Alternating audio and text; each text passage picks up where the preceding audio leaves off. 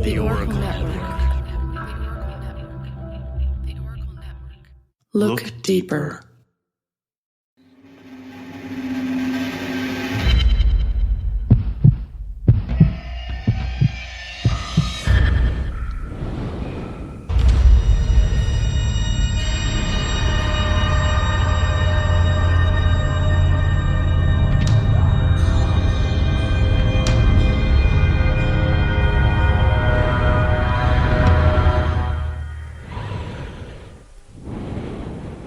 Welcome to Brew Crime. I'm Mike. I'm Beck. And I'm Nina. All right, I'm going to pass off to Beck here, and she's going to explain why we picked the topic we did for this episode. The topic for this episode is 1970 crimes, and we chose this because 1970 was 50 years ago, and this is our 50th episode. Woohoo! Yay! Tie-ins! Pairings! Yay! So, yeah, it will be crimes either committed in 1970 or where the criminal was caught in 1970, or whatever it is will be explained by each of us. Sounds good. 1970 will be an integral part of the story. Yes, in some way, the number 1970 is involved. That's 1970, for those who didn't get it. 1970, yes. Okay. 7-0. And I believe Nina is going first. Yes, that's me. You know, originally when I heard about 1970, I was like, you know, nothing cool happened in the 1970s or 70s, or started in the 70s. Oh, come on. Got lots of great music in the 70s. You know what? Yeah, no, I was just literally going to say I was really fucking wrong. The 70s were, and I hate saying a prime time, they're prime time for serial killers. Like, these fuckers were blossoming in the 70s. Obviously, there's the Manson family. That whole thing, mind you, that started kind of at the end of the 60s and then led into the 70s. But Jonestown was in the 70s. Hillside Strangler. John Gacy. Like, 70s were fucking wild. Yeah. So originally when this topic was brought up, I was going to do a story on a mass murder, kind of serial killer, killed a bunch of people. I don't want to say who it was because I'm going to use it for a future episode. So Nice. It was a really bad person. However, I stumbled across another bad person. So the other day, Beck actually shared a link of specifically titled like crimes that happened in 1970. And I came across a name I hadn't recognized. So as the person who I am, I clicked on all the links to see what happens. And I came across Dale Merrill Nelson. Yeah. To kind of go about who he is and why I picked my pairing, which I also had to keep a secret from Mike and Beck because it's awful. It's Old English malt liquor. It's 1.18 liters. Oh my God. Alcohol, and I think it costs like $5, $6. Hold the bottle up, Nina. I'll take a picture of it. It's literally the size of my head. There's a couple of reasons why I picked this. One, to get a reaction out of Mike and Beck. Second, because I can actually drink it. Yeah. You get a reaction out of me for sure. Right, and neither of those two options have anything to do with #BrewCrime. So, the reason I'm tying this in, and I'll kind of talk about it, but essentially my crimes happened in a short period of time. But what I found really interesting is in that short period of time, somehow this person's friends accounted for how many single beers that this guy drank in that night, which I think doesn't make sense. And then that kind of got me thinking about being a young teenager and being like, fuck, I used to get drunk on like a beer. And then I remembered it was one of these. So, yes. Well, that's not one beer though, Nina. As a underage teenager standing outside of the liquor store, I would buy a single bottle of this or Colt 45 and drink this at a house party and begin to vomit. So I thought it was only appropriate to make that tie-in. What's the alcohol content to that? Because it's pretty high. 8%. Yeah, 8, yeah. So almost 2 liters of 8% beer is going to make a lot of young people sick. And older people, too. Right, and it's called Old English. When I think of Old English, I think of an Old English bastard, and I think this guy was a bastard. So Nice. there's my pairing. Works for me. Yeah, it doesn't taste as good as it did in my teens. Nonetheless, it shall be drank because I am not a wasteful person. Yes. Hopefully it doesn't end with the same ending as your younger outcome. years. I can neither confirm nor deny, but if I do start chundying later, I will make sure on our future episode to point out that, yes, Old English still has the same effect on me. We're drinking today. Yes, It's okay. we It's Sunday football. It's noon. So what could go wrong? Oh, it's 12:40. Come on now. 12:40? Okay, so worst case, by 6 p.m. I'll be passed out, which is great. Let's get into my story. So, as I mentioned, I'm going to talk about Dale Merrill Nelson. Have either of you guys heard of him before? I actually haven't, Yes. Okay, You might recognize him no. Maybe, once yeah. she gets into the story. But the name itself does not ring a bell at all. I'm literally not going to lie. I, clicked on the name and, it was, I think, a Wikipedia link. And they have, a brief description. And honestly, after, the fourth sentence, I was like, it was a fucking clusterfuck of emotions. I don't even understand what the hell. So I'm just going to get into it. Dale Merrill Nelson. He was a Canadian. I know, right? Wow. Sometimes we're not nice. He's actually also from British Columbia, Ooh. specifically from Creston, British Columbia. He was born in 1939, which I also was like, oh, damn, he's old. But I was like, he did his crimes in the 70s. So that makes sense that we're going to talk about some old people. I tried to find other background on him. Pretty much only things that came up is that he was married. He had 3 children. And there was lots of just claims of physical abuse that his wife had reported. And essentially, he was also not known as the nicest person when he was really drunk, which I'll touch on very shortly, what not the nicest person, what that actually means. So as I mentioned before, didn't get a lot of information about who he was before these crimes took place. Then honestly, I just need to get into what happened. And honestly, it's a clusterfuck of events. Not going to lie, I had to a couple times go back and forth to just keep up with the names and who, where, what body was. Also, I guess as a disclaimer, I'm going to talk about some violent acts committed against children, which is obviously a sensitive topic. And I guess you guys are aware. Okay, so moving forward to September 4th, 1970, Dale drove to Creston, so his hometown, driving around the town. He purchased, and originally it said a bunch of beers and some vodka at the liquor store. And then he actually drove to a bar to have some drinks with his friends. Here's what I brought up earlier with my pairing.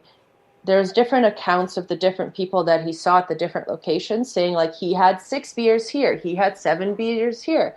Well, I remember him having 8 beers. I don't understand how, A, they kept track of that. B, later on, you'll kind of understand of why it was important to try to figure out how, quote unquote, drunk he was. Part of the defense was, criminal insanity fueled by alcohol and LSD. Ooh, that's quite the mix. It is not a good mix. What ended up happening is he obviously was drunk. He, from reports, was taking LSD this night. I couldn't necessarily find something that pinpointed a extensive criminal career prior to this incident happening. The assumption is that, you know what, he just fucking lost it. So after all of these reports of him having many drinks with his friends, he ended up driving. He also drank and drove this night, but that's definitely the least of our worries. Yeah. So what were you gonna say? Loads of good decisions being made. Yeah, no shit. The guy's a piece of shit, and he also drank and drive, which makes him more of a piece of shit. But you know what? Yes, but all of that makes him seem really nice compared to the next 2.5 paragraphs I'm going to go over. So Dale ended up driving to a distant relative's house who didn't live that far away from the last bar that he was known to have been at. Her name is Shirley Wasick. I couldn't really find anything as to why he selected her. It seems that it was just a crime of opportunity. And one report that I saw mentioned that he was aware that her husband, so Shirley's husband, actually wasn't home. At some point of leaving the bar and arriving there, he also ended up picking up a 7mm caliber bolt action rifle. Now, I don't understand why he had access to this gun, and I was kind of confused as to why he had the gun when the first weapon of choice used on Shirley was actually a fire extinguisher. So he ended up going into the house. From what it looks like, Shirley just let him in. It's a relative, nothing. Yeah, why wouldn't she? Nothing Yeah, too exactly. suspicious in that sense. Her kids were asleep during this time. He ended up getting her in the bedroom and beating her head in with a fire extinguisher. Before actually killing her and before she died, her hands were tied to her bedpost, kind of like handcuff style, but not with handcuffs. He then tried to get the two younger kids, which is one 8-year-old and one 7-year-old, into the 7-year-old's bedroom. While he was getting the two kids into one room, Shirley's 12-year-old daughter, Debbie, saw what was going on, and obviously something fishy, the sound. Obviously her mom was crying out, there was reports. Debbie ran into her mom's room, untied her, and then took the fire extinguisher and ran back into her own room to protect herself. I do have to give her major kudos, because to react when seeing that kind of trauma and hearing that, I think it's incredible. Unbelievable that she has to be in that situation to make that kind of decision, but definitely really brave. Yep. Dale ended up seeing Debbie run back to the room, and he tried to go into her room and came into her room. However, she actually took that same fire extinguisher, threw it through her window, jumped out of the window, and ran down the road to go to a neighbor's house to call 911, which I think is smart. Incredible. Of course, the RCMP, so the Royal Canadian Mounted Police, showed up at the house. They ended up going to the house, and they did see Shirley on the ground, and she was dead. And they also were able to confirm that Shirley's youngest daughter, Tracy, who was the 7-year-old, also had died. She was stabbed multiple times. Now, the other child, the 8-year-old, whose name I couldn't find, and I'm assuming it's just to protect the children's identities, which I find weird because they're giving the last name of the mom, so I think a connection can be made. But nonetheless, the 8-year-old also was able to run out and get away, which is incredible. Yeah. Yeah. So once the police arrived and obviously just walked into this horrific scene, immediately they got back into their cars and actually drove to Dale's house, assuming that Dale's wife and his kids were going to be the next victims. Okay. Yeah, so that makes sense. I understand that train of thought. Yeah. So the police arrived at his wife's house. They got his wife, his children to safety. They're fine. Nice. After confirming that they're okay, the police returned back to Shirley's home, and I can't even, this is where I can't even. Shirley's body's gone. So originally when the cops arrived there, his truck was still parked in front of the house. They had assumed that, two of the kids got away, I did this, and that he went running, aka leaving his truck behind. Right. Yeah, he didn't leave his truck behind. He was hiding in the house while the police were searching for the kids. After the police went to his family house, he, for whatever reason, brought Shirley's body into his truck and drove off in his truck. Obviously, a manhunt ensued after this. I can't believe they didn't leave anyone there, I'm assuming smaller town, smaller population, horrific scene. He's not there, like right there. I don't understand. Right? Yeah. I don't understand how they didn't find him. I don't understand how you wouldn't search the house, especially considering, obviously, the 12-year-old Debbie's okay because she called from the other house. But where's the 8-year-old, right? The assumption was they got out. Go look for them. And, back to your point, I don't know, is it right to leave a dead body by itself? I guess it's not going anywhere is the assumption, but it did. Yeah. Depending on how rural it is, there could have been like two RCMP officers, though. You know. And So what could they do? And from what I saw, there was definitely no finger waves at the police, like that they did their thing. And I think it was great that they jumped to action, that like, you know what, he's not here, go to his wife's house. Why they didn't clue in that his car is still there, but if there's force in the background, I think it's a fair assumption that he probably just ran off somewhere. Yeah. Speaking of running off somewhere, he ended up driving his truck to another house, which was several miles down the road. Now, the police received a phone call that there was a man with a gun there from a distressed woman. She ended up being just fine. However, her husband, Ray, and their 3 sons, Paul, who was 10, Brian, who was 7, and Roy, who was only 18 months old, were all shot in the head. Oh my God. Execution style. Yikes. Now, this family had another child, 8-year-old Kathy, who was missing. Obviously, once you have a missing child, it brings up kind of the stakes of now, where's the missing child? Is she still potentially alive? What's going on? I mean, obviously, as we just touched on, it is a very, it's a small community. This is children, an 18-month-old, like baby. So definitely really devastating. But they couldn't stop. That couldn't stop that point because, well, Dale still hasn't been found. So they ended up trying to find him, looking for him. The very next day, Dale was apprehended. He was just at a cabin that was close to his house. And from all reports, he went willingly, no further altercations. His truck was found in a ditch, and that's also where they located the dismembered remains of Tracy. He had dismembered her at some point and actually scattered her body parts around the truck in the forested area, in like a little creek river thing. Yeah. So there was that. She was located because, as I mentioned, her body also just picked it up and went left. And then came to the question of Kathy, the 8-year-old girl. Dale did let the police know that she was dead, and he actually pointed out on a map of where he left her body, and the police were successfully able to recover her body. Now, what kind of gets weird or sticky here is Dale did end up admitting to committing all 8 murders. So that's good, I guess.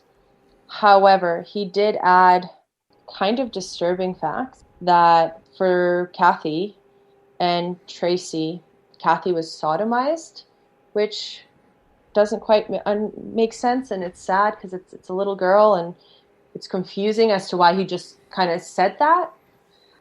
In addition, Tracy's body was cut up, as I mentioned, and he also said that he actually tried to eat some of her organs.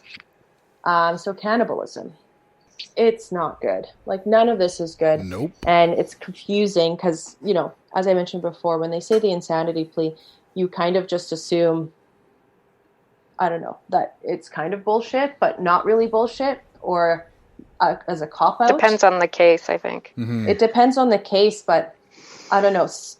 Sometimes I think it's obvious, and I think in a case like this, like, he literally went from, I think, to escalate for something like just, I don't want to say but just being an abuser, to this level of violence and anger towards children and the cannibalism and all of that in the span of that 24 hours, I think is complete insanity. Mm-hmm. Of course, going back to, the big question, why? Why did he do this? Why did he select these victims? And most of it seems just crime of opportunity, which is really devastating. Terrifying. Totally terrifying. Dale's attorney, as I mentioned, tried to file for criminal insanity, which was brought on by the heavy drinking and the LSD that he had consumed. Essentially that, he drank a lot that night, he took drugs, and he flipped. Obviously, I don't think that's a good excuse, and that a slap on the wrist, but I can understand of trying to take that angle to just understand this level of violence and this much I don't know, just damage that was done. Yeah, he ended up only being charged for 2 out of the 8 murders, which was for 8-year-old Kathy and 7-year-old Tracy. Now, I was a bit confused as to why you didn't get charged for all 6 and you only got charged for the 2. I guess maybe just because there's too much and the 2 are obviously enough to get him life imprisonment, which he did get life imprisonment. He was housed in the Abbotsford Correctional Facility, and there was some talk of trying to get him into Riverview Hospital, which is one of the, I don't think it's open anymore, but Riverview is one of our, what was it called? Like Psychiatric institutes? Yeah, back then it was probably called that. Yeah. I think they've got portions of it reopened now, but overall a lot of it was knocked down a couple of years back. Right. Yeah, no, so some reports are going there. He ended up, being serving his life sentence in Abbotsford. I guess last update on Dale, actually in 1999, he died in jail while serving his life sentence, and he died of throat cancer. Yeah, that's my story. So it sucks. It was a tough one because, usually when I think of mass murderers or serial killers, you have planning, you have, days, weeks, sometimes months between the offenses. And this definitely seemed in such a small period of time. How many lives were lost? 8 lives were lost. And obviously, I can't even believe how many this touched, especially considering you're talking kids here. Like, I appreciate still, 2 adults also died. I get that. But, execution style for an 18-month-old baby, I can't. Fucking awful, yeah. It is awful. But it was an interesting case because usually I try to, I don't know, when we kind of have a topic where I can pick, serial killers or mass murderers, I try to, I try to pick the weird and the, I don't want to say interesting, but the, I guess, interesting, I don't know. But yeah, this case was tough for me. Just couldn't make sense of it. And Yeah. I don't know, a drug-fueled drug binge that led to all of this is, it's a lot to take in. It is, yeah. And you can't justify any of it other than being like, well, he was drunk and he did drugs. So you snapped. But yeah, that's my story. So that took place in Creston, right? Is that what you said? Yeah. I think a better pairing for you to drink would have been kokanee. Is that made in Creston, BC? Yeah, the Creston Brewery is, it's owned by AB InBev now, but that's where kokanee is brewed. This is so bad. And I mean, I personally think kokanee is so bad, but kokanee came from Creston. It's still brewed there today. There's no way kokanee is as bad as that. Probably not, no.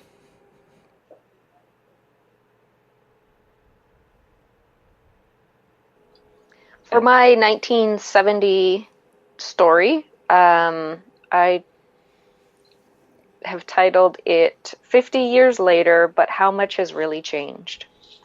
And the beer that I chose is Bridge Brewing Side Cut. Nice. And I chose this beer because I got very sidetracked when I started researching my case. So that's it there. Very good reason.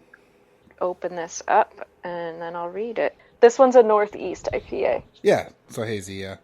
It smells amazing. Nice. I haven't had that beer in a while. Okay. This juicy IPA brings a brilliant bitterness with a cloudy appearance. Big notes of peach, tangerine, and tropical fruit, followed with a fluffy and full mouthfeel. This is why, another reason I chose it, because it sounds amazing. Mm-hmm. Our outstanding Northeast IPA is big on flavor and aroma with no clarifying agents or filtering. It's delicious. It's very fruitful, which is, now it's even more funny that I said I should pour it into a punch bowl. Mm-hmm. Yeah, I'm not sure what to say about it. It's definitely refreshing.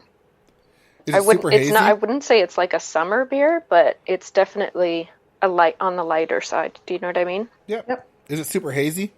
Right. I mean, I have it in a plastic cup, so I can't, probably not the best choice. Yeah. For presentation, but I put the sticker on the cup. Blue cram sticker, nice. Yeah. Anyway, On to the story. So I initially chose this because it occurred in 1970, obviously, but also because it was an intriguing incident that I had never heard of. And while I was doing my research, I fell into two rabbit holes of research, those being Angela Davis and George Jackson. And I felt, to be honest, ashamed about how little I had knew about either of them, considering, well, you'll see why. But so I had heard of Angela Davis and I recognized her picture, but besides that, I didn't really know anything The name about her. sounds so familiar, but I'm not. We'll get into it. I was going to try to show you the picture, but you guys know my setup, so that's not really going to happen. So there will be pictures available on the website and everything, though. So the story initially was supposed to be the Marin County Civic Center attack or incident. It quickly turned into me wanting to write about the lives of these two amazing people. So I'm going to start with George Lester Jackson. He was born September 23rd, 1941 in Chicago, Illinois. In 1960, he was accused of armed robbery, specifically of stealing $70 at gunpoint from a gas station. There was evidence of his innocence, but his public defender advised him that because of his juvenile record of petty theft, he should just plead guilty, and he'd be able to get him a light sentence in the county jail, and it wouldn't be a big deal. So George pled guilty and did not get a light sentence, and it wasn't in the county jail. He was sentenced to the outrageously vague term of 1 year to life for robbing a gas station. Wow. Yeah, it's ludicrous. And the term was to be served at San Quentin prison. Jesus, that's like a really rough prison, too. Yeah. So George was up for parole annually, but never received it. And in 1966, he met and befriended W.L. Nolan, who introduced George to a new ideology. George learned about Marxism and Maoism, and was also introduced to Lenin, Trotsky, and Engels. George and Nolan founded the Black Guerrilla family based on this political way of thinking. This is all still while they're in prison. They concentrated on targeting the racist infrastructure of the prison system.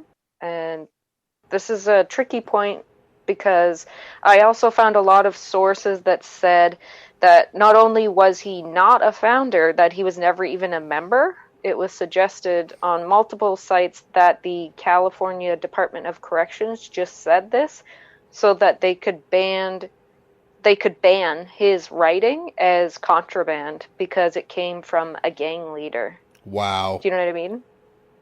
Yeah. So I'm honestly not sure what the truth is, but I definitely understand why this group would allow this possible lie to be perpetuated. Due to disciplinary infractions, George spent most of his prison time in solitary confinement. Many Soledad prisoners claimed that the guards would hand out false infractions as a way of abuse because there was nothing that the courts could do about it. George spent his solitary time studying political economy, radical theory, and writing. His letters to friends and supporters would later be edited and compiled into the books Soledad Brother and Blood in My Eye. They were both bestsellers, resulting in many inmates of all races becoming followers of his. These books also garnered him a lot of attention from political activists outside of the prison. In January 1969, George and Nolan were transferred from San Quentin to Soledad Prison. In the summer of 1969, Nolan circulated a petition to file a lawsuit against the prisoner's superintendent, Cletus J. Fitzharris.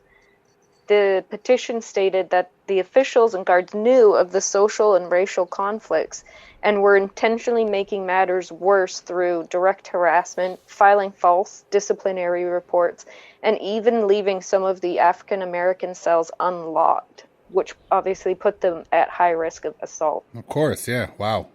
He claimed officials were, quote, willfully creating and maintaining situations that creates and poses dangers to the plaintiff, which was himself, and that he feared for his life, end quote. On January 13, 1970, there were 15 maximum security inmates out during exercise period. There hadn't been an integrated exercise period for several months because racial tensions were running so high.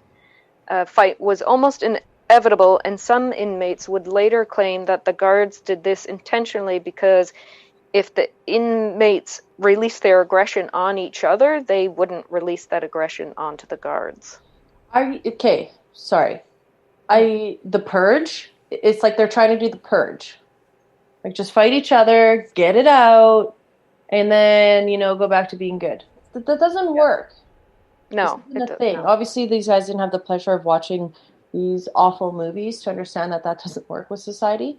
But, right. Why don't you just, I don't know, treat them like human beings if they're in jail and they're just trying to get through their sentence. I don't know. Right. Make a two-way street. Yeah, so it was meant to be like a pressure valve, where they just released the steam and then everything was fine. But obviously, that's not how humans work. No. So it's just sick. So sure enough, a fight did break out, and corrections officer O.P.G. Miller shouted and blew a whistle. He then used his skills as a literal expert marksman to shoot 3 of the African American inmates, Nolan, Cleveland Edwards, and Alvin Miller, as well as a Caucasian inmate, Billy D. Harris. No warning shot. He yelled once, blew his whistle, and then just started shooting them. According to inmates that were there at the time, the guards barred anyone from assisting the injured to hospital. They were left there bleeding for almost 20 minutes before they were allowed to get medical attention. Wow. Billy D. Harris was the only survivor. The 3 African American men all died of gunshot wounds. It's really frustrating. 13 African American inmates went on a hunger strike the next day. They wanted segregated facilities, psychiatric examinations of all the gun tower guards to be performed by African American psychiatrists, and obviously for there to be a federal investigation into O.P. Miller's actions. O.P. Miller claimed that he was, quote, fearful that several might be seriously hurt or killed, end quote. That's bullshit. He was worried that someone might be hurt or killed, so he killed 3 of them? Well, yeah. But where's the logic there? An all-Caucasian Monterey County grand jury exonerated Opie, the shithead, without hearing from any of the African-American inmates that were present at the time. What would that have benefited, though, right? Like, even if they had an opportunity to talk, I don't think the outcome would have been any different. Yeah, you're probably right. I mean, maybe just it'd feel better that you actually get to say something versus being silenced. The parents of Cleveland Edwards, Alvin Miller, and W.L. Nolan eventually filed a $1.2 million damage suit against O.P.G. Miller for the deaths of their sons. The families ultimately received a total of $270,000 from the state of California. The families ultimately received a total of $270,000 from the state of California after an all-Caucasian jury decided that 8 prison employees had caused the inmates' deaths. So, I mean, it's little consolation, though, he should have been found criminally responsible. Losing Nolan caused George to become increasingly confrontational with corrections officials. He spoke of needing to protect fellow inmates and using selective retaliatory violence against the guards to get revenge for Nolan. By this point, he had served more time than any other inmate that received that same incredibly vague sentence. By this point, he'd served 10 years for a $70 robbery, and there was really, no evidence against him. So the details of that were he was in a car with someone else who had robbed the gas station. So it was like he was there, but he didn't do it. But because of his juvenile record, the lawyer told him to just plea out. And now it's 10 years later, and he's still in jail. So 4 days later, on January 17th, 1970, guard John Vincent Mills was beaten, dragged up 3 flights of stairs, and thrown over the railing to his death. A note found beside his body read, 1 down, 2 to go. Fleta Drumgo, John Clutchett, and George Jackson were charged with the murder and transferred to San Quentin to await trial. They became known as the Soledad brothers. A conviction against them would mean the death penalty. According to NewOrigins.com, the charging of the Soledad brothers eventually led to the beginning of Black August. This is a month commemorating Black revolutions. Specifically, it's a time to look back on movements and incidents that shape Black history today. Because of the Soledad brothers so vehemently maintaining their innocence, the Black Panthers and other activists supported their fight. In 1979, the Black August Organizing Committee was created. Every August since then, prisoners fast to commemorate these men and the movement for better treatment in prisons. Angela Davis saw George Jackson for the first time when she was in the Marin County courtroom during the pretrial hearing for this crime. They soon began an intimate correspondence. The letters were smuggled into San Quentin prison, where Jackson and the 2 other Soledad brothers were being held. Angela Yvonne Davis was born January 26, 1944 in Birmingham, Alabama. While Angela was in elementary and then high school, her mother was a political activist influenced by the Communist Party. She worked to create alliances among African Americans in the South. This significantly influenced Angela's development. As a Girl Scout, she marched and picketed to protest racial segregation in Birmingham. By her junior year of high school, Angela was accepted by a program that placed African American students from the South in integrated schools in the North. She chose Elizabeth Irwin High School in Greenwich Village. She was later awarded a scholarship to Brandeis University in Waltham, Massachusetts. I can't say that state. Massachusetts. Yeah. I can't say it. I'm sorry, any listeners that live there. I can't say it. Massachusetts. Let's go with that. At this school, she was one of 3 African American students in her class.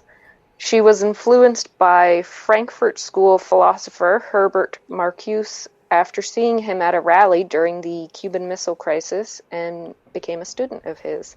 She would later say, quote, "Herbert Marcuse taught me that it was possible to be an academic, an activist, a scholar, and a revolutionary," end quote. So that's rave review. She initially majored in French and was accepted into a program that meant her junior year was spent in Paris, France. So she's brilliant. She's very impressive. When she was almost done her French degree, she decided that her real passion was philosophy, in particular Marcuse's ideas. So she did her graduate work at the University of Frankfurt, and in 1965 received her BA when she graduated magna cum laude, a member of Phi Beta Kappa. I always forget what these things mean. So Google tells me that magna cum laude means with great praise, and that Phi Beta Kappa is the most prestigious honor society in the U.S., celebrating excellence in the liberal arts and sciences. So she's a brainiac. She's, super smart. In 1968, she earned an MA from the University of California, San Diego, and later her PhD in philosophy from Humboldt University in East Berlin. So she has a BA, an MA, and a PhD. Damn. Yeah. When she returned to the U.S., she joined the Communist Party, specifically the Che Lumumba Club, which is the all African American branch named for international communist sympathizers and leaders Che Guevara of Cuba and Patrice Lumumba of the Congo. She concentrated her political efforts on the second wave feminist movement, the Black Panther Party, and the campaign against the Vietnam War. In 1969, she was being recruited to be a professor at UCLA, Princeton, and Swarthmore. She chose UCLA because of the location. At the September 19th Board of Regents meeting, Angela was fired for being a member of the Communist Party. The UCLA initiated a policy against hiring communists in 1949, a full 20 years before Angela was recruited. Wow. Why would they turn around and fire her? Like, they knew she was a communist. There was a policy against hiring communists. They recruited her anyway. What the hell? So it was actually because there was a lot of pressure coming from the then governor of California, Ronald Reagan, who is obviously very anti-communist. Yep.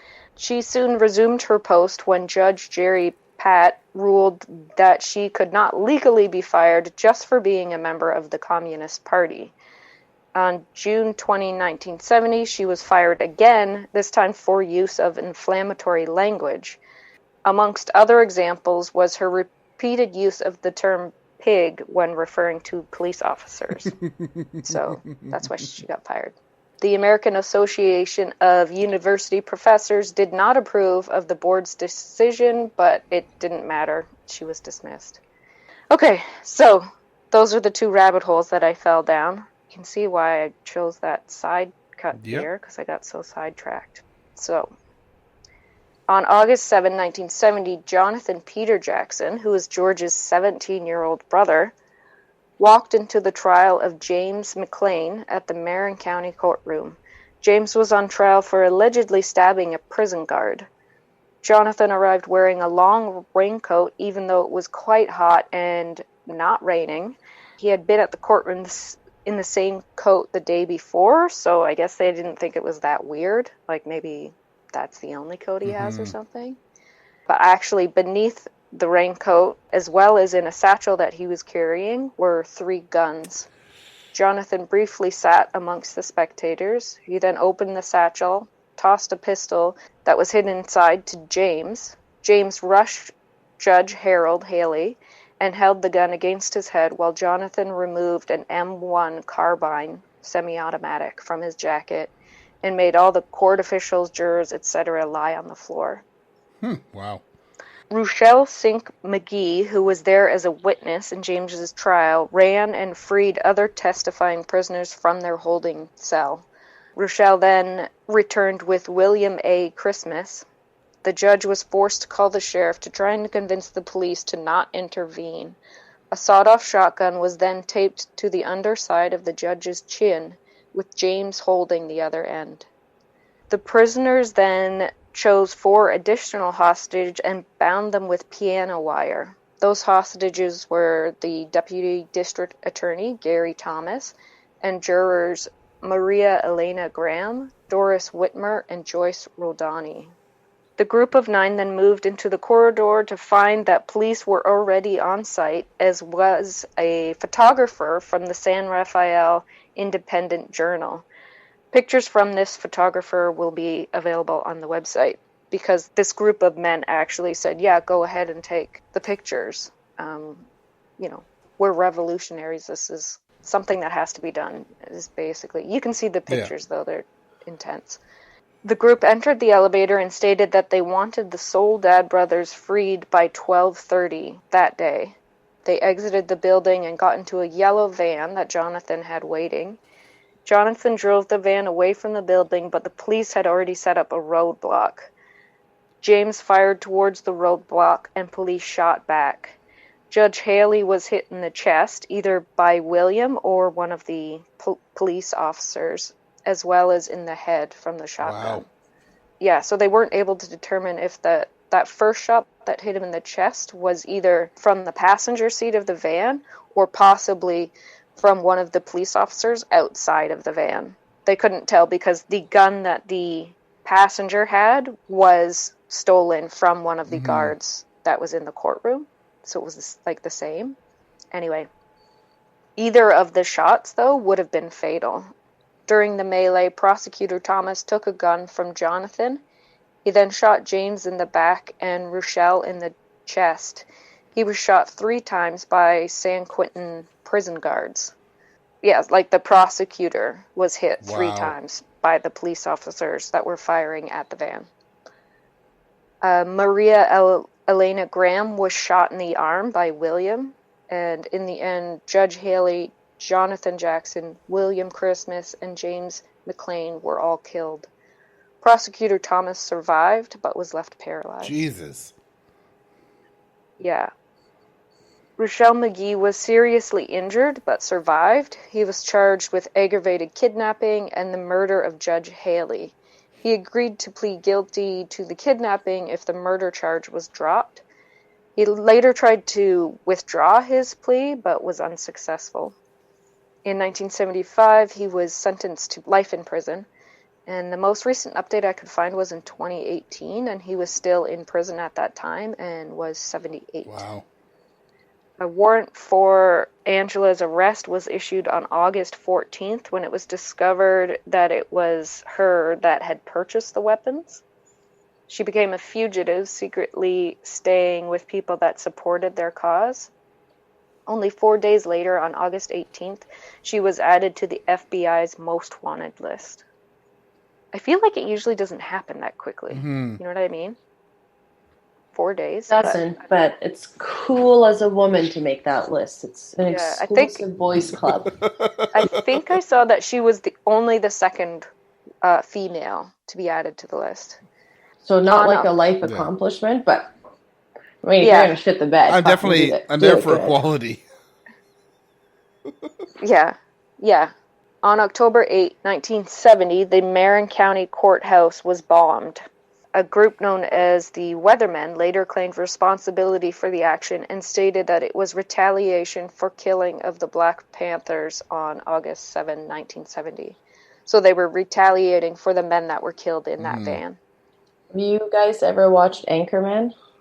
Nope. Yes. You know, at the end when they all, and the Weathermen get together to fight, it's giving me vibes. Yeah. They changed their name. I can't remember. I remember reading that group that was known as the Weathermen changed their name, and I did not include it. But anyway. Angela was captured only 5 days later on October 13, 1970 in New York City. President Nixon congratulated the FBI on their, quote, capture of the dangerous terrorist Angela Davis, end quote. She was charged as an accomplice to conspiracy, kidnapping, and homicide. On January 5th, 1971, Angela pled her innocence. She was initially placed in solitary confinement and segregated from other inmates while she was being held in the Women's Detention Center. Her legal team was able to get her moved out of solitary.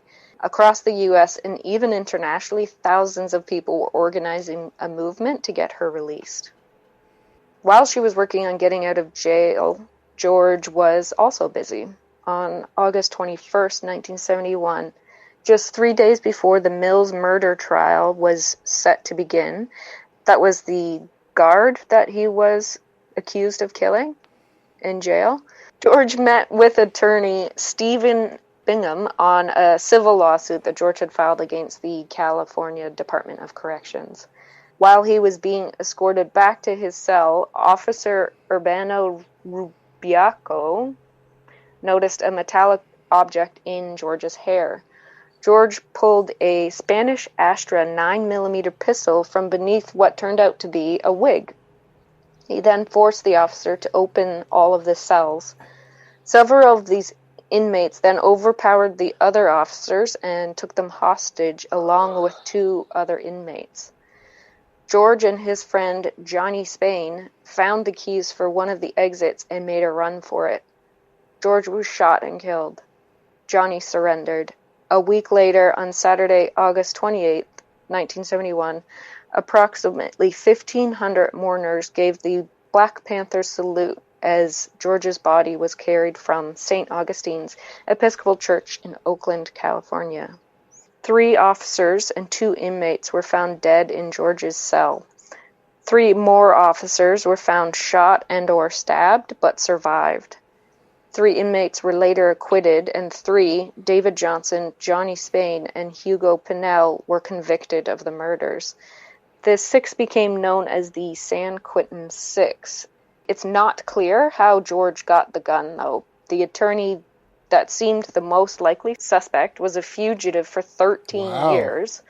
But when he finally did go back to the States to face trial, he was acquitted. So, it's not clear how he got the gun, but this guy was acquitted. 3 days before the escape attempt, George rewrote his will, leaving all royalties as well as control of his legal defense fund to the Black Panther Party. So it was definitely something that was planned. It's just not clear how. You know what I mean? The news must have been horrible for Angela, but things were starting to turn. After 16 months in jail, the state allowed her to be released if she could come up with the $100,000 bail. That's over $620,000 in today's money. It's a lot. It's a fucking lot, yeah. On February 23rd, 1972, a dairy farmer from Fresno, California, named Roger McAfee, with the help of a wealthy business owner named Steve Sparacino, paid her $100,000 bail. Like Angela, Roger and his family were members of the Communist Party. He put up the deed to his 405-acre farm as collateral after only meeting her twice. He was that sure that she was innocent and was that sure of her ideals. He put everything up to get her out. He wasn't the only person ready to pay for her bail, though. The one and only Aretha Franklin was also ready to pay for it. She once said, quote, "I'm going to see her free if there is any justice in our courts, not because I believe in communism, but because she's a black woman and she wants freedom for black people. I have the money, I got it from black people, they've made me financially able to have it, and I want to use it in ways that will help our people." End quote. Makes sense. So, yeah, she had loads of support.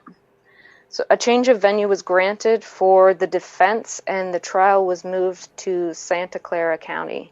On June 4th, 1972, 13 hours of deliberation, the all-Caucasian jury returned a verdict of not guilty. The fact that she owned the guns wasn't enough evidence to prove that she was part of the plot. She went on to have an extremely illustrious career and received many honors throughout her life. Way too many to talk about here, as I've already been going on and on about her. But just really quick list. She was a professor of ethnic studies at San Francisco University from 77 to 84. At that same time, she accepted the Communist Party's USA nomination for vice president. That was 80 to 84. She opposed the 1995 Million Man March, arguing that exclusion of women from this event promoted male chauvinism. She said that Louis Farrakhan and other organizers appeared to prefer that women take subordinate roles in society. Much of her work focuses on the abolition of prisons, and in 1997 she co-founded Critical Resistance, which is an organization working to abolish the prison industrial complex. Amen to that. Just this year, she was listed as the 1971 Woman of the Year in Time Magazine's 100 Women of the Year, which was a list spanning from 1920 to, obviously, 2020. Currently, she is a Distinguished Professor Emerita, and I had to look up that as well. So it's a title that's given to retired professors who have made an exceptional contribution in academic leadership terms, including dedicating achievement to a specific field of study. So it was a long one, but I really enjoyed learning about all of this. And there's a film that you can watch for free on YouTube, and it's called Black August. It's based on the last 14 months of George Jackson's life. It's from 2007, so don't be judgmental about the quality. It's free, so don't be rude. There's also a biopic of Angela's life that's being written right now, so I'm looking forward to that because clearly she's a badass. Yeah. Yeah, so that's my case. It was great. No, she just looks powerful. Yeah, well, because she is. I mean, she's incredibly brave and so intelligent and just like goes for whatever she believes in. She's incredibly impressive. Agreed. Yeah, that's my case. I guess I could have called it like gushing about Angela Davis, but that seems a bit on the nose. All right. I called this the flight that changed security for air travel. And I didn't have a beer pairing for this, so I'm currently drinking a homebrew that I made, so I'll talk about that. Self-plug. Yeah, self-plug. Yeah. And no one else can try this, so too fucking bad. It's a barley wine. It's got figs in it and brown sugar, and it came up to 8.1% alcohol. If I had hit everything right, it would have been over 11, but it was my second brew ever. Turned out pretty well. Good. Mm-hmm. Sounds good. Figs and brown sugar. A little sweeter than it should have been, but oh darn. It's drinkable, and you don't taste 8% alcohol at all, so I'm good with that. So it's probably better than my Old English. It has to be. I don't know if you would think that, but yes, it is. Well, I stopped drinking it, honestly. Asked my boyfriend if he wanted some, and he's just like, and I was like, it's really bad. He's like, well, you're really selling it. Yeah, hard sell. He's not drinking it. Once you're drunk, drink it again. The flight industry has changed oh so much since the 1970s, as nowadays we need to go through metal detectors, full body scanners, and maybe even that secondary inspection, with the glove. Gross. Yeah. It's only if you fuck up, but yeah. I've had to do the full body x-ray thing before. Oh, yeah. I mean, almost any time that you go to the States, you got to go through that full body scanner. And if there's a choice, I'll just say the scanner because it usually makes it faster. Yeah. I just don't give a shit. I didn't mind doing it. I was traveling with my mom one time, and they picked her to do it because she's the world's most nervous traveler. Like, just naturally. She doesn't like to be outside of her town, basically. Yeah. So she looks like she's up to no good. That was hard because it's hard to see. You know what I mean? Mm-hmm. Like if it's hard to see someone you care about terrified. Yeah, for sure. I mean, anywho, I was randomly selected one time, leaving Edmonton, flying back to Vancouver, and like straight up got ridden in a cart to the room so they can look through my luggage. Oh, I've never had that before. That's well, exciting. It's like I'm assuming from Edmonton too. Yeah. But single female traveler, and I was there for like 3 days and back. And I think it was my second or third trip to Edmonton that year. Mm. Okay, and I have tattoos, and apparently that makes me suspicious. Yeah. Yeah, don't ever travel with a backpack. That's what I learned. Just the backpack is also weird, yeah. Yeah. I used to have a large hiking backpack instead of luggage, and that is a red flag. Apparently. Well, if anyone really wants to look at me in a full body scanner, all the power to them. For me, be like a stick figure covered in a marshmallow. Yep. In the United States, you even have to take your shoes off now before you can go through the security, right? Yep. Back in the 1970s, though, there was not an ounce of security. Getting on the plane was like getting on a charter bus or a city bus. In 1970, Eastern Airlines had what is known as shuttle flights, short-haul flights between two fairly close destinations, just like little puddle jumps, so kind of like Vancouver to Edmonton or Calgary or whatever. Like they're close, barely worth flying, but you fly anyways, right? Mm-hmm. You didn't even pre-purchase your ticket or anything for these flights. You just showed up at the airport and headed to the gate. That's the 70s for you. That's 1970 for you. It's very much like a bus ticket. Yeah, exactly. Well, but even then, like nowadays, if you get, I think it's e-bus now, it used to be Greyhound, you still had to buy the ticket ahead of time. Not then. You would board the flight and you would pay the fare to the flight attendants, or as they were known then, stewardesses. So instead of a drink cart on these short little flights, they'd have a payment cart. Oh man. Yeah. That's so weird. Yeah.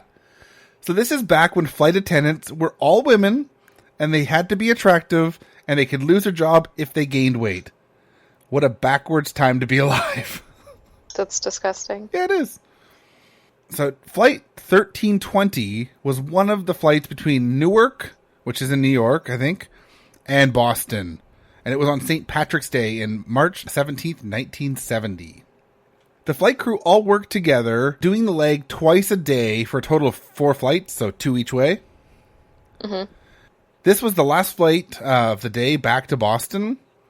The flight took off, as usual, from Newark, with the crew of Arlene Albino, Christine Peterson, and Sandy Salzer, and then co-pilot Jim Hartley and pilot Bob Wilbur. As the plane got up to altitude, the no smoking light turned off and people lit up their cigarettes and relaxed. That's so gross, man. It would just stink so bad. It'd be fucking awful. Bunch of mostly men smoking and yeah. Especially with the recirculated air. Oh, fuck. And again, this is basically a commuter flight for a bunch of like men that are working in these industries. Like, it's a bunch of men smoking, and then their attractive stewardesses serving them. Yeah, it's like, what the fuck? Also, some of the outfits they used to have to wear on the planes. Like, are you fucking kidding Oh me? yeah, no, they And definitely heels would and be shit wearing and, that in 70s. Like little. Yep. Yeah. Yeah. So ladies did their rounds, picking up the money for the tickets, starting at the front of the plane and working their way back. The fare was $21, and most people would pay in cash, although the odd person paid in credit card and would get that old carbon copy receipt. So some of our younger listeners may not even know what that is. Nina's I know looking what it is. confused. I know what it is. I remember. Yeah. Yeah. So you take the credit card, there'd be like this 2 or 3 layer receipt that they would run over the credit card. They'd write the information down. Yeah. Carbon copy. And then when it doesn't work, you have to go. Exactly. And then when it still doesn't work, you take the pencil. Yeah. Yes, you would. And, you know, if you go to some, what they'll call quote unquote third world countries these days, you may still have to do that. But overall, you barely ever see that nowadays. So nothing really seemed odd on this flight. The money was collected, and they moved their way back to the back of the plane. There was a young guy in the back row that handed over a few bills, and Sandy would count the bills out and tell the gentleman that he was short, and he only had $16. That's a little low, right? It's supposed to be 21. He gave her a confused look before grabbing for his handbag that was stashed underneath the seat. Everyone knows, you know, when you're in a plane, there's the bins above and below. Mm-hmm. So you would assume that he was grabbing for his wallet, right? Obviously. Grabbing for his junk. Yeah, that's it. Yeah. Sandy would notice that the name John DeVivo was written on the strap, as well as the initials NY, so you can tell he's from New York, right? What he pulled from the bag, though, was not more cash, but a Colt revolver. He would say to Sandy, quote, "Don't get excited." And he spoke with a slur, and then would say, "I want to see the captain." So he would get up and leave his walking sticks that he had with him at his seat. Sandy would ask him quietly to at least hide his gun, as to not scare the passengers. And, you know, I guess that makes sense. Yeah. The passengers would not be all that scared, as at the time, a hijacking meant an adventure, usually to Cuba, although this plane definitely did not have the fuel for that long of a flight. He was willing to hide his gun, though, so he crossed his arms to hide his gun. He limped, and she walked up to the front of the plane, where she would pick up the phone and talk to the flight crew in the cockpit. So just imagine this guy kind of limping up to the front, crossing his arms, and a flight attendant looking a little concerned walking up to the front, right? Yeah, definitely be weird. Mm-hmm. Bob Wilbur would pick up the intercom phone. She would say as quietly as she could, "Captain, there is a man outside with a gun who wants to speak to you." The reply back was, "I cannot help you right now. I'm too busy." So it was obvious that the pilot and co-pilot were just really busy and weren't paying attention. But I'm also assuming that during that time they didn't have this scenario happen like aboard a flight, really. No, there was all kinds of fucking hijackings going on at the time. You think? Yeah, or the 70s.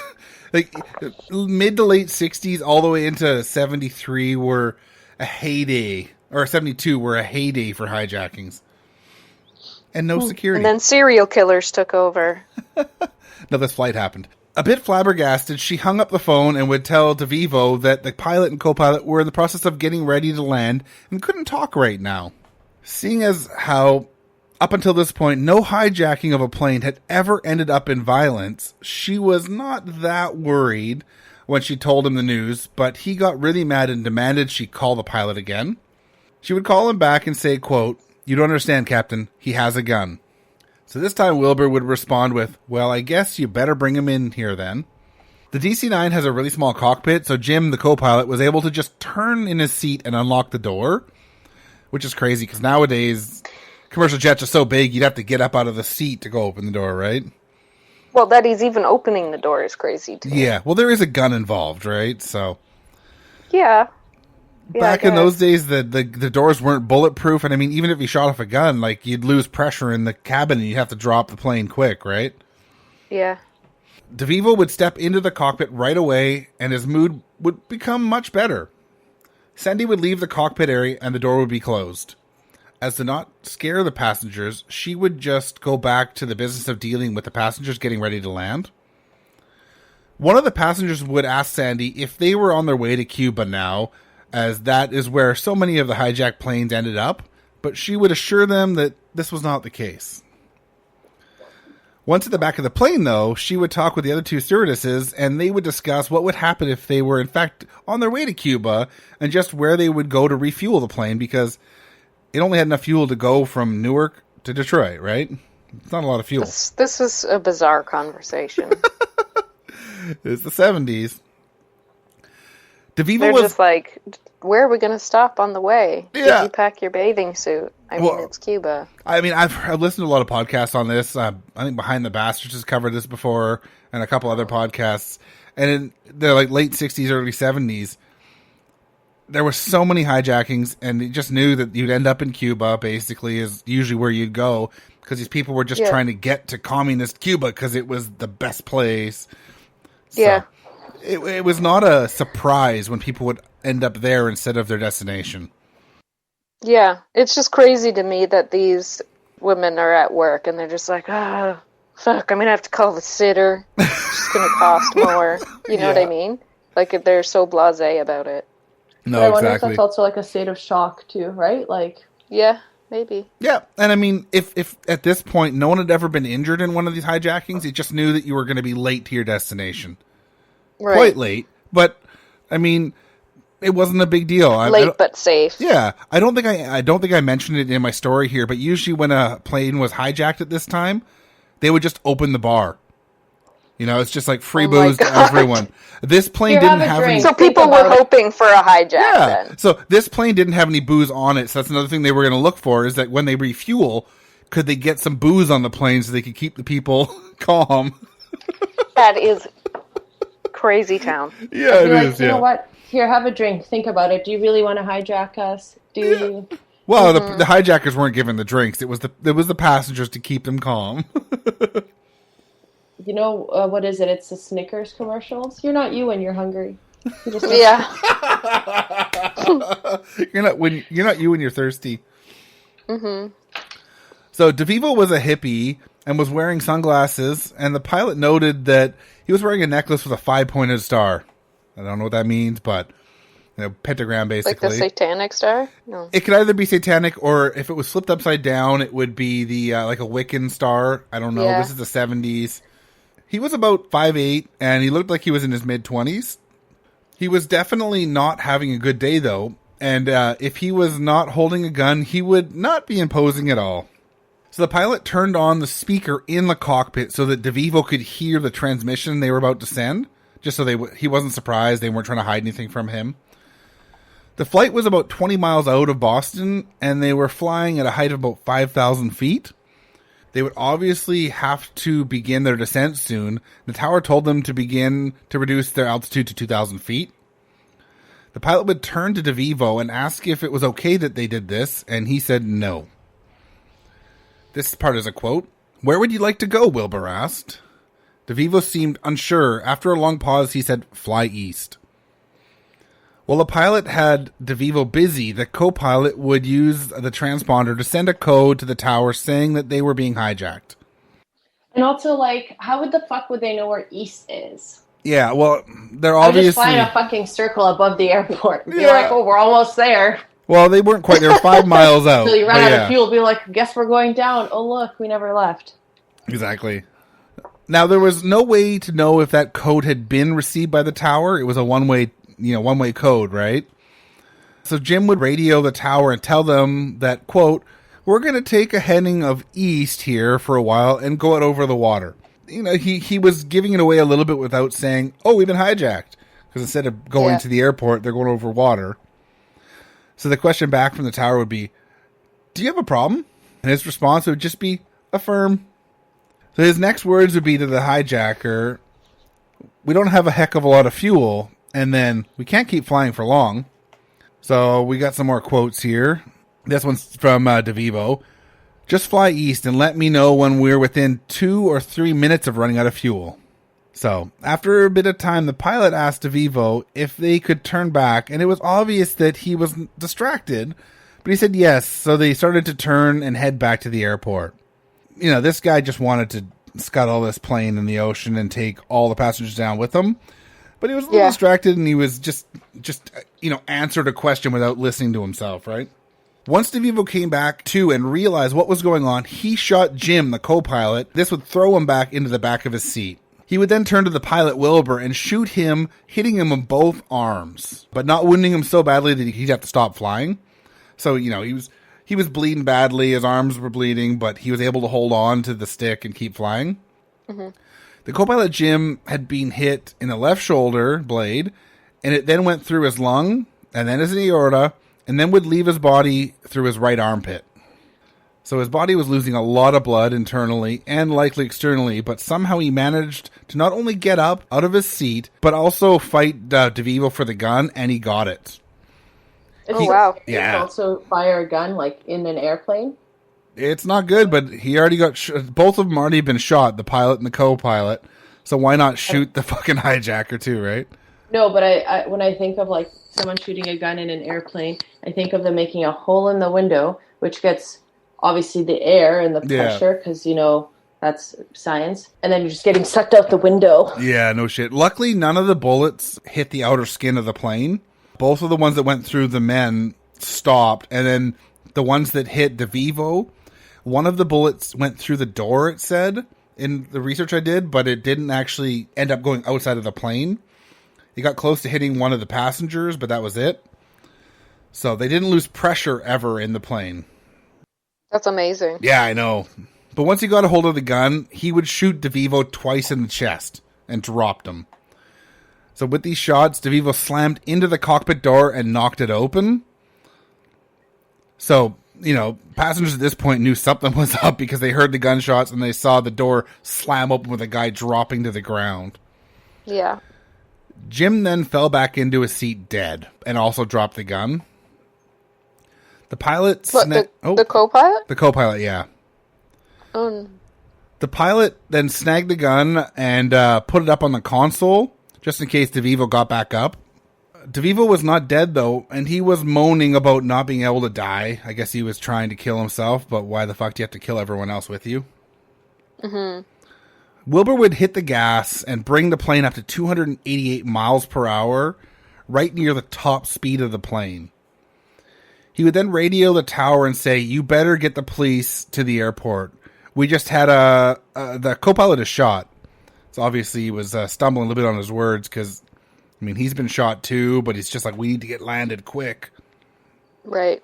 SOS. Yeah, exactly. So it didn't wound him so badly he couldn't stop flying, though. So this next bit, again, is quotes from the article that I used.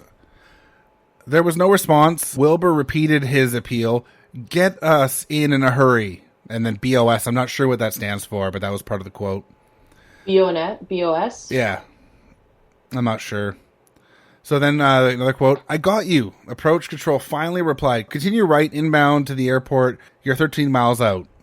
So then Wilbur would again say, "Get the ambulance to the airport also."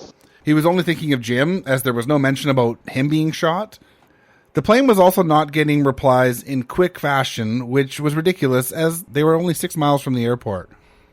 It's like, you think that you've heard people have been shot, hijacking, like you'd be right on this shit.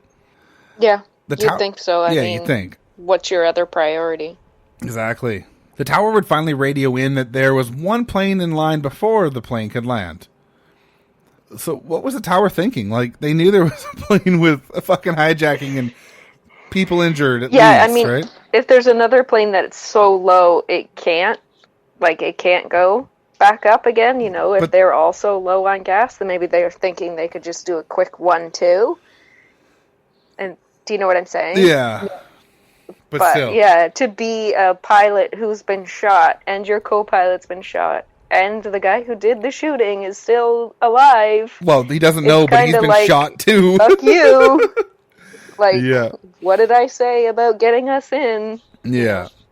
So it was not until an American Airlines Flight 380 called into the tower and said, "Call the police and an ambulance," the pilot screamed.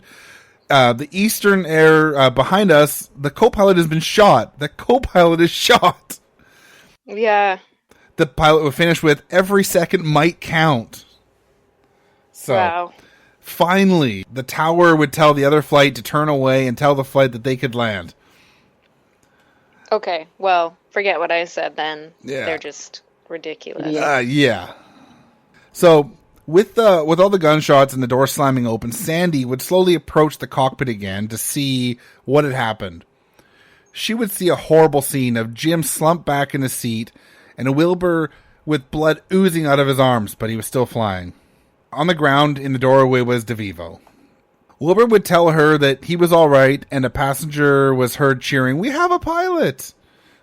It's like, at that point, they didn't even know if there was a pilot alive still. That's weird. Yeah. Any cheering on a plane is weird. I don't like it when they do that, but that's just when they clap when the plane lands. Yeah, it is a little fucking weird. It's strange. I was on one flight back from Mexico to Vancouver, and we hit a rough patch, and there was like a couple of minutes of not good. When that plane landed, I was like, "Fuck, we're all clapping," because that was fucking awful. Okay, yeah, I can understand. That's a little different when everyone's like literally just holding like seatbelt signs on the entire time, and we're all just like. Yeah, I was on a plane back home to Toronto, and we had a medical emergency on the plane and had to do an emergency landing. Right. It was fucking horrible. Like, I just felt like we were going directly down. Oh, we wow. were like, well, you need to stop, right? The so plane has fast. To, Yeah. It was, yeah. My daughter thought it was great. She thought it was fantastic, but all the adults were vomiting, so. Yeah. Anyway, back to you, Mike. All right. So only 2 miles out from landing, DeVivo started to crawl back up onto his knees and made for a dive for the gun. Wilbur would grab the gun and smash it into the side of the head of DeVivo.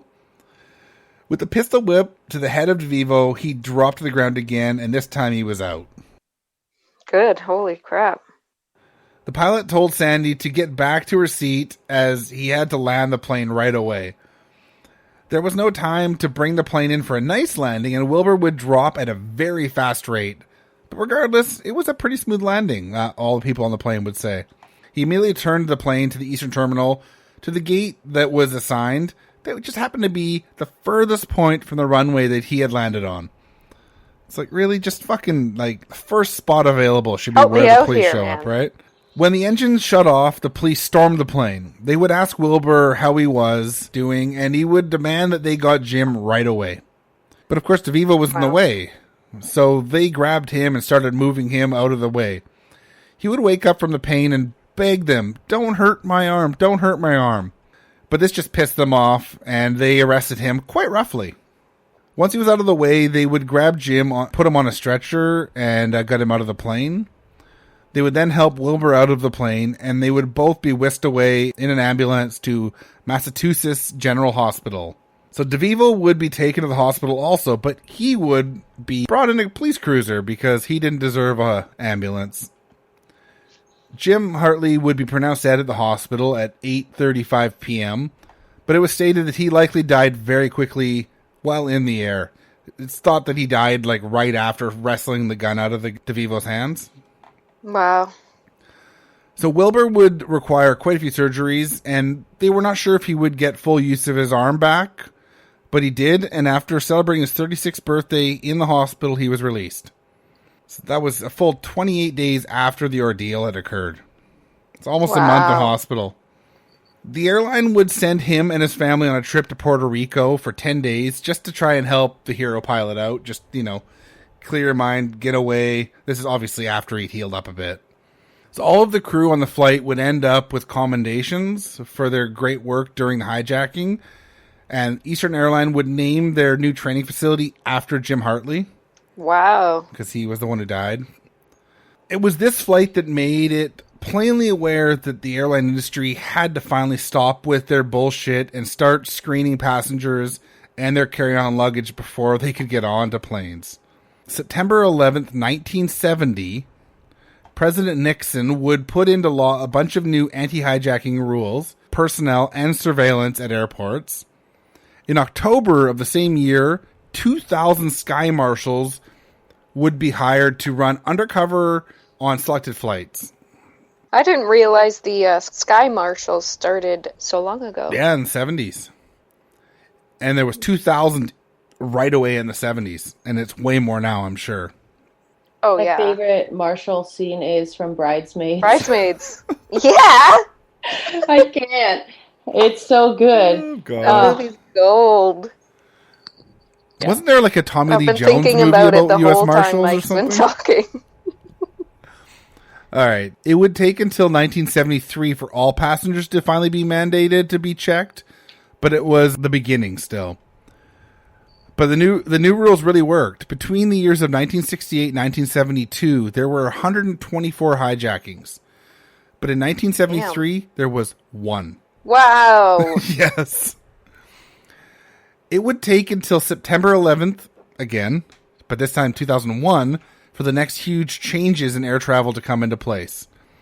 So it was a lot of years after the September 11th, it wasn't 1970, but Yeah. 2001, everyone knows what happened in 2001 with the World Trade Centers. Yeah.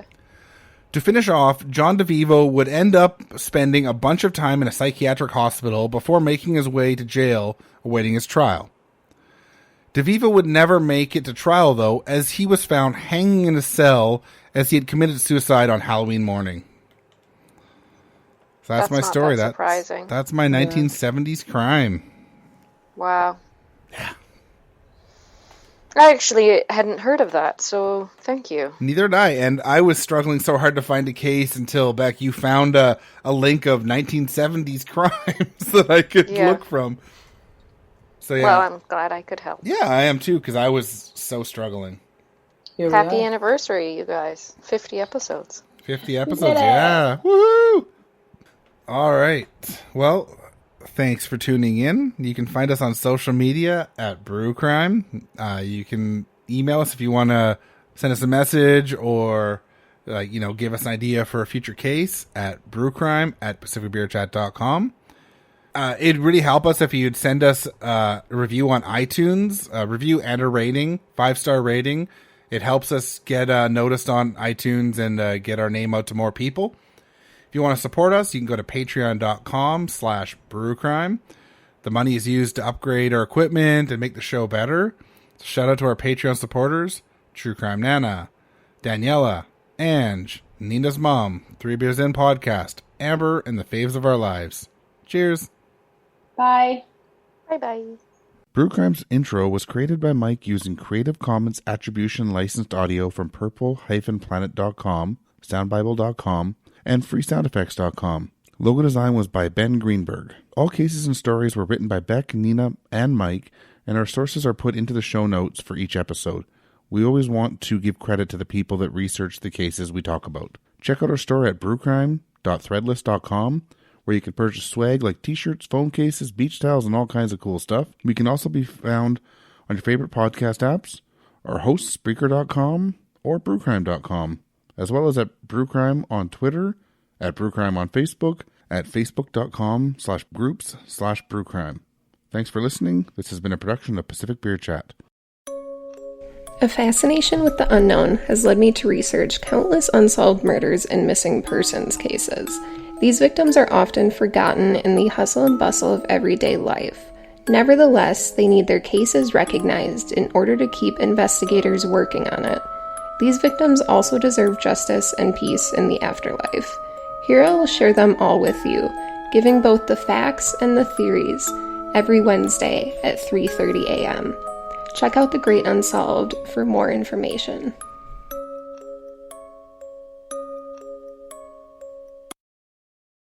Stupid room. Alright, I'll share screen so I can do our intro. So we were going to call it just 1970s crimes? 70s? 70s crimes? What was the idea again? I don't. Oh, why did you choose this again? Because it's the 50th and it's Because it's 50 our years 50th since? episode, and that was 50 And it was 50 years ago. Exactly. Because it's 1970 Yeah. crimes. Not Actually- 70s. Yeah. Okay, 1970. Actually, crimes. would you mind? I'll pass to you, Beck, and you can explain why we are doing this theme quickly. Sure. Yep. Because you came up with the idea. We're doing this theme because I felt like it. Moving on, Nina's going to go first. Well, it'll make more... Because you actually had a reason to pick this. Sure, yes. Yeah. Yes, I could do that. Okay, because I'm just going to fucking butcher it and then have to say it again and butcher it again, so... I'm not Okay. worried about it. Got it. Yep, that's me. Oh, shoot, why is this over here? Fuck. There we go. Share screen so that I can do the audio. You ready? Yep. Yep. Can you guys hear that beep? Yeah, it was. Oh, sorry, that was Mike me. sent messages to the messenger group. Oh, okay. Whoopsie. I was laughing to the fucking internet. My bad. Okay, so. Oh my god, it's burpy. Okay. You know what? It really doesn't taste that good. There's the tasting notes. Not good. So I take back my second note of buying it because I could actually drink it, because I don't know that I will. I will. Okay. Can I get you to wait 1 second? Yep. I'm just going to grab something to put behind my mic because I'm getting, at least in my headphones, I'm getting like the wind blowing on my microphone. And I'm worried that's going to be really hard to edit out. 1 sec. Okay. Excuse me, I'm so burpy. Sorry, it auto-corrected the third kid's name to Android, which I'm telling you it's not. Sorry. I'm just going to look up the name just to get it right. It's got to be Andrew or... Well, you're doing that. I'm Ander. getting another beer because I just finished mine. Okay. It's definitely not Android. No? Well, you look up Android. I'm going to open Yeah, one it's of the... supposed to be Roy. Wow. I'm going to open up one of my bottles of my homebrew. Wait, I thought Roy was the husband's name. Ray is the husband. Oh. Roy is the son. That's just foolish. That's Okay, just... I did say it backwards. I did definitely say so. Ray. Look at that. I made this. Yay. Looks like the shirt. It's a barley wine. Yum. Okay. It is, yeah. So I'm gonna just take one back because I did say Roy. It should have been Ray and Roy. Okay. The very next ale. No, malt liquors in general are usually pretty terrible, and drank by the it's usually drank by people that are trying to get good value because they don't have any money, or by kids for the fact that it's great value and lots For of little alcohol. money. Yeah. And plus, I only had to carry one bottle around in Bishwasi pants. Oh, come on now! Everyone used to carry 2 bottles and tape it to their hands and play Edward 40 hands.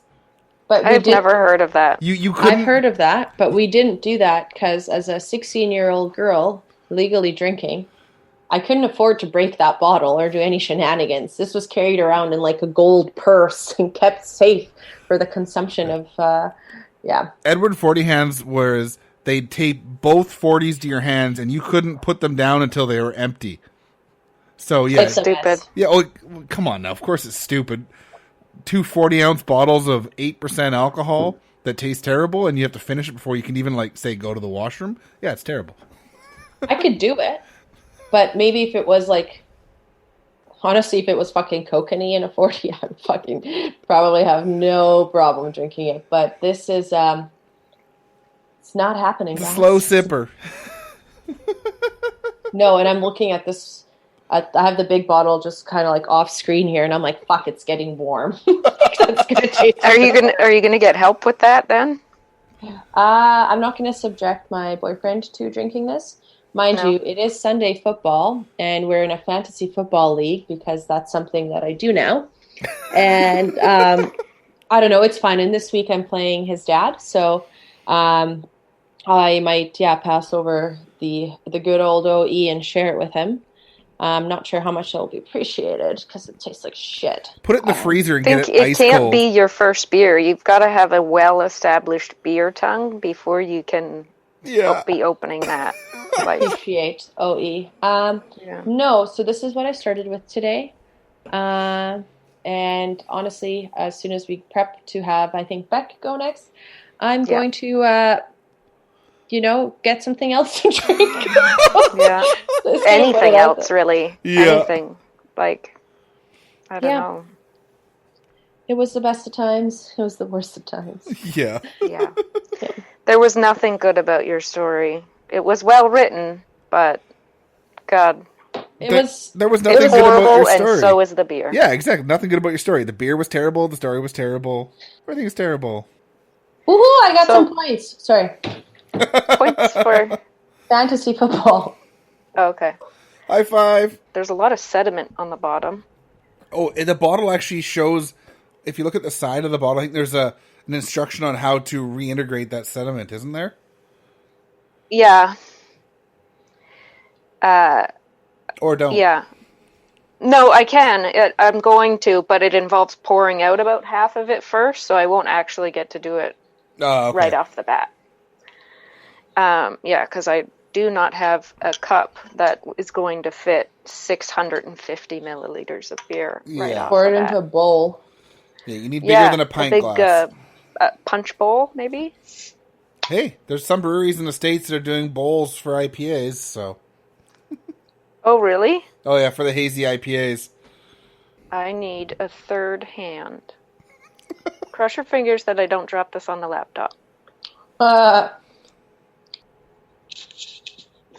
Excuse me. Feel free to cut that burp out, please. I will. This possible lie. Can you say that again, Beck? Because Yeah, I can't edit I'm that sorry. out. I It's thought by okay, taking it's the okay. headphones off magically you wouldn't hear me, but I'm wrong. Nope. Mike, you were yawning, and I thought you were going to sneeze, too. No. I'll just Okay. I'll do it one of these if I'm gonna sneeze again.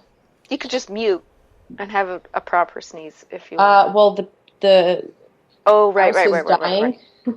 so I'd have to unplug. So yeah. Okay. It's right fucking there. God damn it. Cut that out.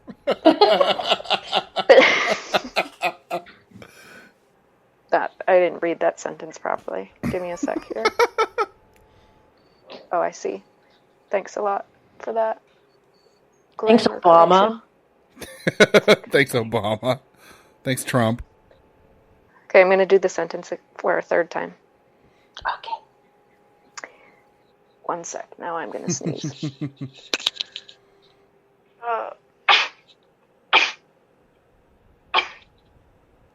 Wait, that math doesn't add up. That's a typo. One sec. I mean, I had Android Should when be- I was trying to say Roy, so 20. Okay.